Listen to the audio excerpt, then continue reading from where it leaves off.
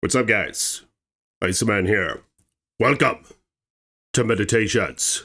So, this video is going to be going against the grain a little bit. I know it's a common saying to never let them see you bleed or whatever, right? And to an extent, I guess I could understand that. But what you're about to hear is potentially the most insightful thing you've heard all year. Now, I know it's the new year, just a couple days in, but even still, you've probably watched a lot of shit on YouTube, so I think it's quite relevant. Why is it important to show people your vulnerabilities? So this is something that I've been doing for a long time. I don't really know what it was exactly. Ever since I was a teenager, I liked to talk about my vulnerabilities to people, whether it was bitches or guy friends or even my parents to some extent, to a lesser extent that, but to some extent the parents, mostly friends and acquaintances and peers. And it's interesting. I think what I had going on was actually very strategical. For one, what you get when you talk about your vulnerabilities to others is you get insight, right? You get insight galore from all sorts of people from all different walks of life. So you can sort of gain a sort of accumulative perspective on putting together what you can do with this information. Whereas if you just keep shuttered up, you don't get those insights. And perhaps you never grow. I even remember going to some hot dog joint. There was this local hot dog joint that my town had. I don't eat hot dogs, but I mean, I did back then.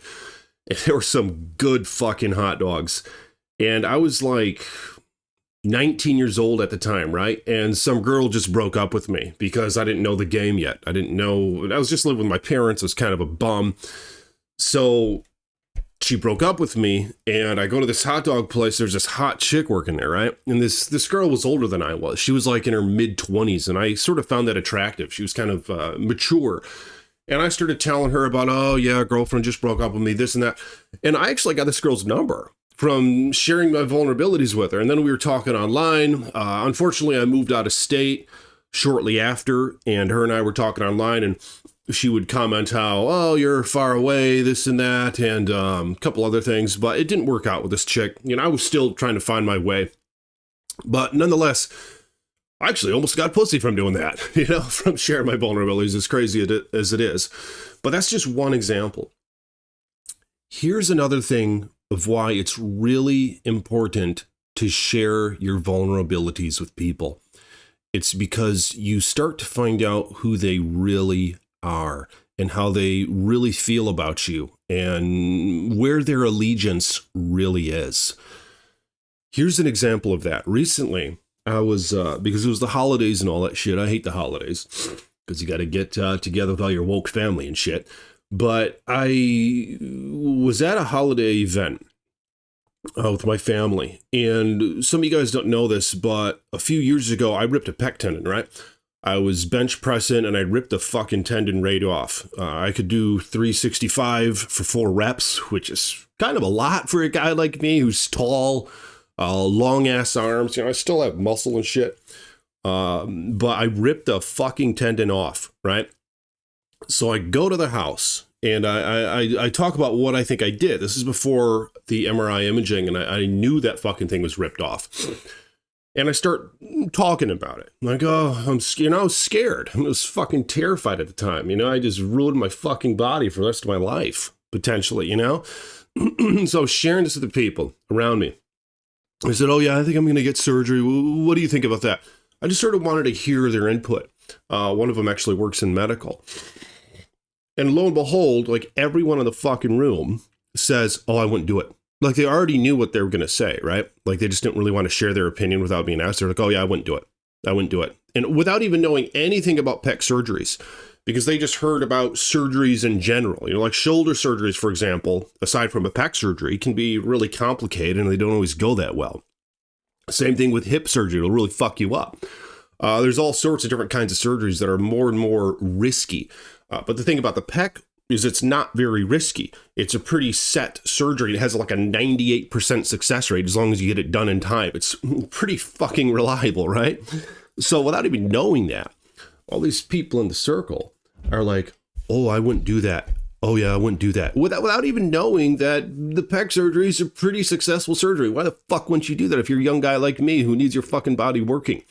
So just around the circle, oh, I wouldn't do that. I wouldn't do that. Oh, no. Then I was like, really? You just keep it how it is? I mean, it's not working. I can tell the muscle is off of the bone. Like there's all this abduction crap. I can't do it anymore. And, but to them, that didn't matter. You know, I mean, it wasn't their body. So did they really give a fuck if I had to be a handicap for the rest of my fucking life? No. They just, they figured, oh, it's going to tax him and his wife. It's going to be a rough couple months of recovery. So we'd rather him just be fucked for the rest of his life instead of dealing with a couple months of recovery. So sharing my vulnerabilities with them really showed me who they are. You guys see what I'm saying? It shows, okay, here's more evidence for the case. They don't care about your body. They don't give a fuck about whether or not you're going to have a fully functional body in the future. They just don't want you to go through a couple months of being in a cast or something, and then your wife has to work with you or whatever. You know, that's all they give a shit about. They don't care about what happens 10 years from now, 20 years from now, 30 years from now, when you're still supposed to be working hard because you're in the prime age of your fucking life. And here's another example. So this was years ago when I tore it, about 2.5 years ago. So sure enough, I got the surgery. It was rough as fuck. I actually had an infection, and then I had another infection. But you know what? I got 2 more surgeries after that, and at least the fucking thing is on there now. So even worst case scenario, and I was way along the bell curve, and where most cases don't have that. You know, don't have 2 fucking infections, but mine did. And even with that, pretty much the worst case scenario, it's still good that I had the fucking surgery because the fucking thing's on there. You know what I mean? Like I can do a lot of shit like this and it's not like destroyed like what it was when I first did it. But nonetheless, in relation to this, still, the pec tear, just a couple of weeks ago, during the Christmas holidays around family again, and perhaps stupidly, I shouldn't have done it, but I decided to be vulnerable again. Which I think I'm done now. You know, I think I've learned what I need to learn around a lot of these people. I just need to keep my fucking mouth shut and maybe just not go see them. I think it's primarily what I want to do, just avoid contact as much as possible because I got shit to do. You know, I got to make money. I got to work. Why would I go hang out with a bunch of folks for free who are just going to insinuate I'm a fucking idiot? You know what I'm saying? They can do that on their own time. You know, I don't need to give them my time so they can do that. They can just do that on their own time. But I got to work, you know, I got to make money, I got to hustle, I got to exercise, got to not turn into a fat fuck. So basically, there's some evaluations that need to take place here, some executive decisions. But nonetheless, just a couple weeks ago, I was over there and I'm just sitting on my ass. This is part of the reason why I don't like these holiday events. You're like, okay, I'm just going to sit on my ass for 7 fucking hours straight. I'm not drinking alcohol like everybody else. This is boring as fuck, you know? And it sort of gets me into the mode of where I just start thinking and it's not always good. Like at home, it's good to stay busy, you know what I'm saying? It's even a biblical concept to bust your ass 7 days and rest 1.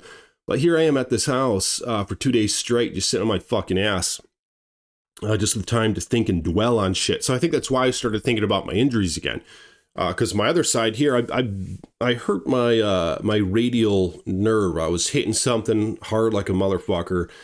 And ever since then, it's been a searing, burning pain for 10 months straight. And I'll strum on this tendon here, and I'll feel an electric pulse in my hand. And I actually had it sort of diagnosed, and I found out what it is now. But it's a radial nerve damage, and so there's shit that I'm doing at home to try to rehab it. But nonetheless, I bring this up at the family event again like a fucking dumbass.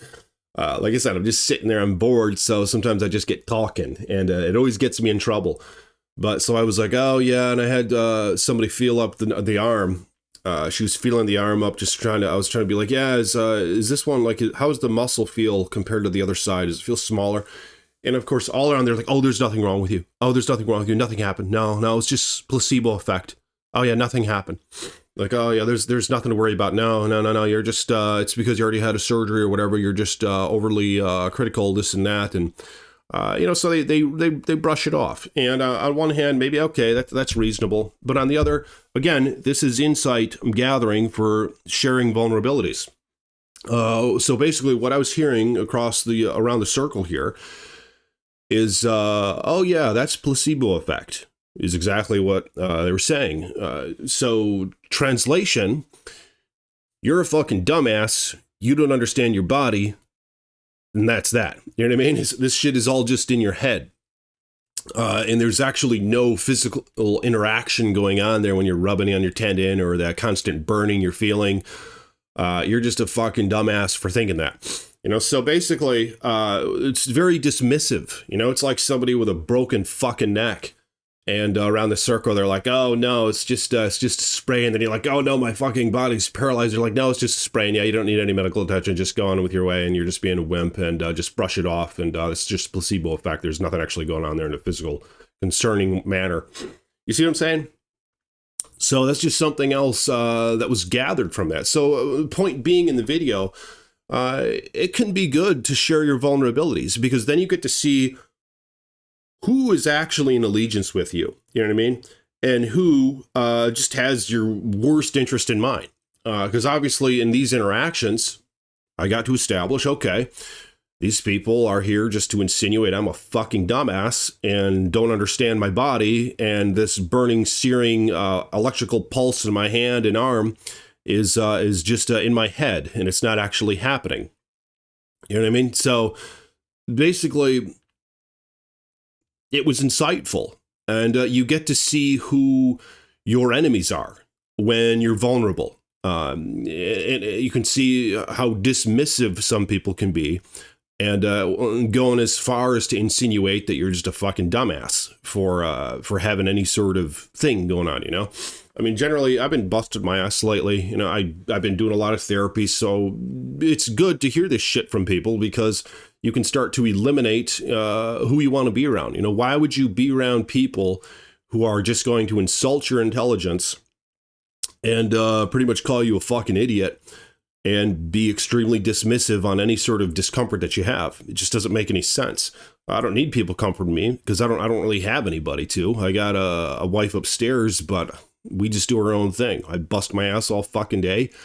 She does her thing, and my dog does her thing too. I don't really bitch to the dog either. So it's there can be benefits in showcasing your vulnerability to others because you see who they really are and you see where they stand with you on things. And most of the time, I mean, this is no surprise. It's just how people are, right? What does it say in the Bible? The heart is fucking evil. I think that's what it says, word for word.